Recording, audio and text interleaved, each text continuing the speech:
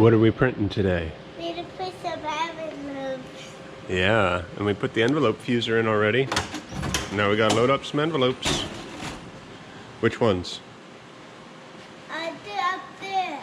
How did you know that? The number 10s. All right, can you push those side guides in? Ooh. Is that tight? Can you loosen it? Righty tighty, lefty loosey. Yeah, they're probably, oh yeah, they're a little snug. Okay, so we gotta flip these out. Move that in so it holds the envelope. You wanna put them straight down there. Yep. You like to help. That's good. Now let's move these sides in. And then let's print one out and see what it looks like. Okay? Can you close it?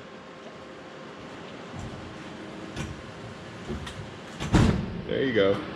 So I have a helper this morning. I'm letting mom and newborn sleep in a little bit. So Sadie's here learning how to print envelopes. You want to say hi, Sadie? Hi, Sadie. You silly goose. So the RIP, the controller for this 1070's been acting kind of funny. It's been slow. I wonder if I should swipe it. Well, the reality is I did just update this a couple weeks back, so maybe the update is causing problems with an older RIP. It usually does end up working, but it just takes a couple minutes till it populates and it's good to go. But sometimes I'm impatient and I just restart it to speed it up. Like right now, it's not recognizing the controller right away. And I can reboot it from right here. Here it is, reboot server. I want to print envelopes, but it's saying there's no fuse. Oh, here we are, okay. It updated finally. Just took a couple minutes.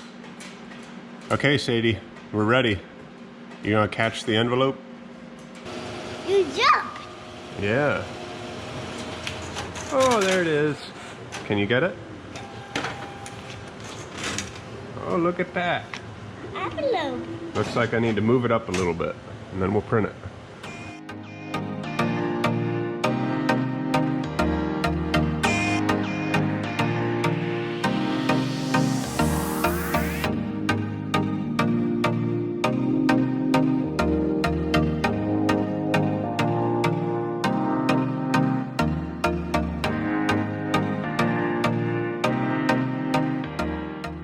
Although it might slow me down a little bit, I always enjoy teaching other people, whether they're young or old. I think that's probably why, part of the reason I started this channel. It's always fun to have somebody else out here that wants to learn. And Sadie likes to learn. So I was finding some books, and this particular belt right here stopped advancing books. So I thought fuse right away. There are 3 fuses back here. 1, 2, 3, and each one of those fuses goes to 1, 2, or 3 of the motors. That fuse was good, so I need to dive in here a little deeper and check this motor.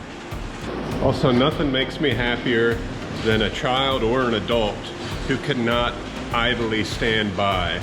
And earlier when I was swapping the fuser out, I started using a screwdriver, and Sadie came over and said, I want to do it. That is such a great quality that people can't stand and just watch. They are trying to help and jump in and move things along. That makes me so happy.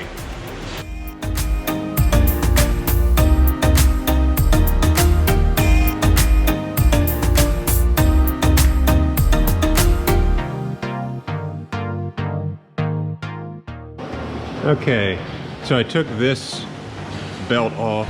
I mean, the motor that's not running is under there, but I knew that I'd have access to the electric wires here so I can test my voltage. Oh, this is going to be an easy fix. I'm pretty sure wire 27 should be connected to that. Every other fuse, well, that's obvious. That's not even a question. The way the fuse works is electricity comes in one side, through the fuse, and then out the other side, and well, there's nothing going to the motor. Alrighty, that should be easy. I don't know if I have one of these. Let me check. If not, I can repurpose this one. I do have one of these, however I don't have the correct tool to crimp it, but this will work.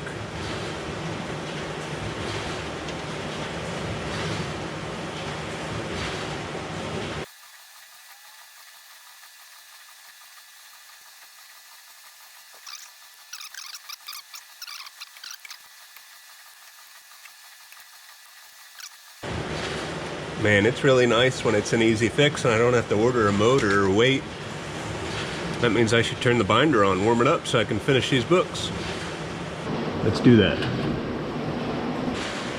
I'm confident that's going to work, but before I put that belt back on, I'm going to turn it on and just see if she spins.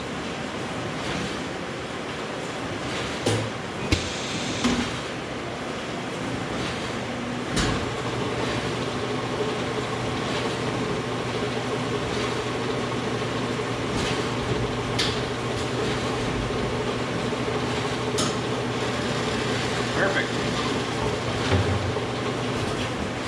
Alrighty.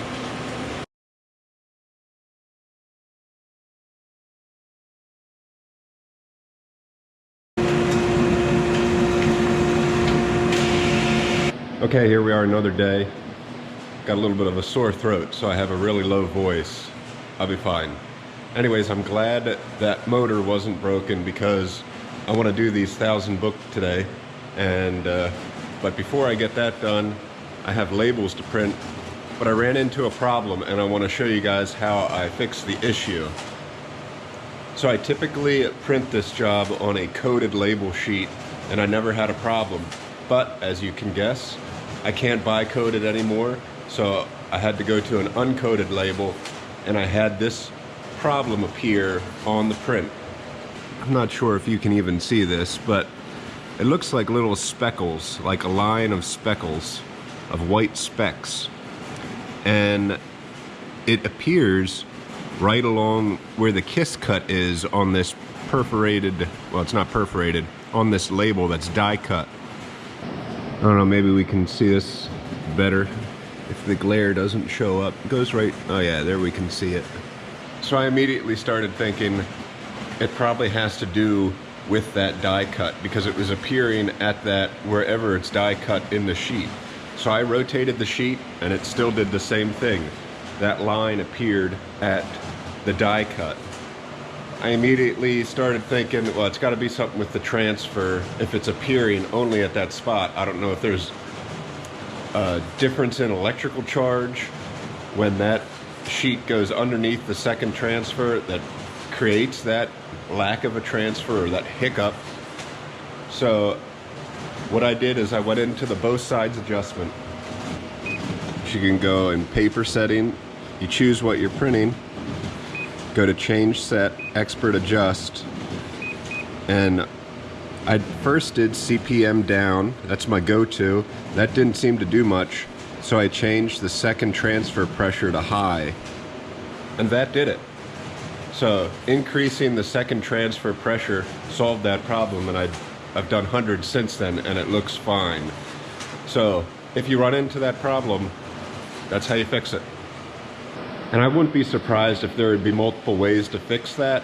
If I was a little bit smarter with the separation adjustments, I know that alters the charge current of the paper or the toner as it's doing the second transfer.